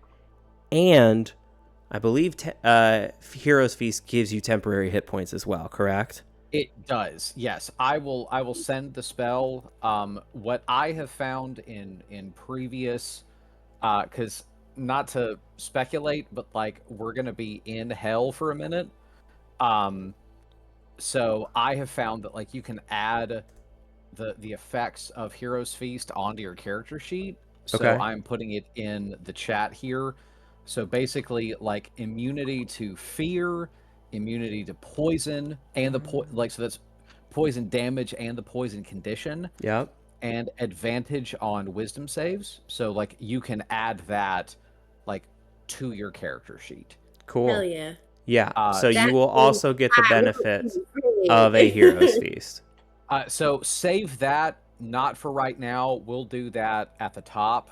Tyler and I can take care of all of that if you don't know how to do it. But I found that that's just easier than trying to remember, like, Sure. 4 sessions from now, we're still in hell, and it's like, wait a second, do we still have Hero's Feast? What does that do? So, one note of clarity, your hit point maximum increases by 2d10. Go ahead and give yourselves 20 extra HP. You're going to get the full max from a deific Hero's Feast. We're going to die. No question, Tyler. Does this item have to be a known item from the D&D source books? Can it be a combination? Can it be requests? If it's not a known source book item, you just have to tell me what it is, and we got to make sure I'm not giving you, like, an axe that also has 5 wish spells, you know? Like... it will not be wish, because I hate wish. Okay. But... if it's not source book material, let me know what you're wish is good thinking. if you don't just do whatever. And it will likely exist so long as it's not game breaking. Okay. So, with that, that is the end of tonight's session. Thank you so much for playing. Hell you. yes, brother.